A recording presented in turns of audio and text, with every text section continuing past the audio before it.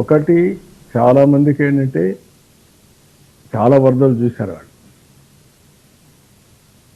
50 సంవత్సరాల్లో ఎప్పుడూ రానటువంటి వరద వచ్చింది ఈసారి.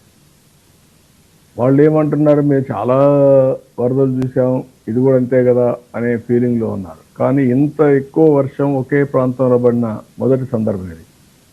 విజయవాడ గుంటూరు ప్రాంతంలో నేను చెప్పాను 27 సెంటీమీటర్లు. ఇది అబ్నార్మల్. ఇదే క్లౌడ్ బరస్టింగ్. 37 సెంటీమీటర్, 27 కాదు 37 సెంటీమీటర్లు. 37 సెంటీమీటర్లు అనేది చాలా ఇదిగా ఉంటుంది. 5 సంవత్సరాలుగా ఎక్కడా శ్రద్ధ పెట్టలేదు. ఇది వారసత్వంగా కొన్ని సమస్యలు వచ్చాయి. ఈరోజు ఇక్కడ చూస్తే బుడమేరు నుంచి నీళ్ళని తీసుకుపోవడానికి సగిలేరు ద్వారా ఏదైతే కొల్లేరు తీసుకుపోవడానికి ఒక ఛానల్ కూడా దిగారు. ఆ ఛానల్ బ్రీచ్ వచ్చింది. 5 ఏళ్లలో ఆ బ్రీచ్ క్లోజ్ చేయలేదు. దాని పర్యవసానం ఈపీటీఎస్ మునిగిపోయే పరిస్థితికి వచ్చింది. విజయవాడ టౌన్కి అంతా ముంపు గురయ్యే పరిస్థితి వచ్చింది. అది కానీ సరిగా చేసుంటే ఈరోజు ఈ ఇబ్బంది వచ్చేది కాదు. ఇలాంటి తప్పుడు పనులు చేసి ఎక్కువ అరికే పరిస్థితికి వస్తున్నారు.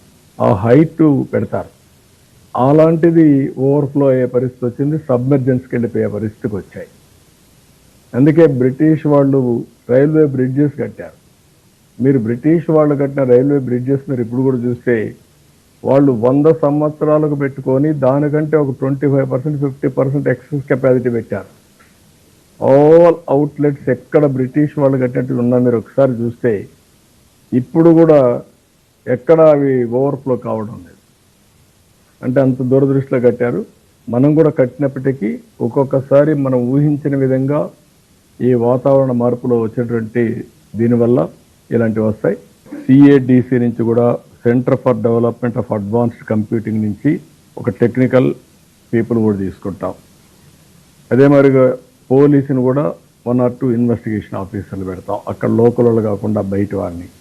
వీళ్ళందరూ వెళ్ళి అక్కడ ఏం జరిగిందో మొత్తం తీసుకొని వాళ్ళ దగ్గర ఉండే ఎక్విప్మెంట్ కూడా తీసుకొని డౌట్ ఉండే వాళ్ళందరి సెల్ ఫోన్లు కానీ వాళ్ళ యొక్క ఐప్యాడ్లు కానీ అవన్నీ తీసుకుంటాం, కంప్యూటర్లు తీసుకుంటాం.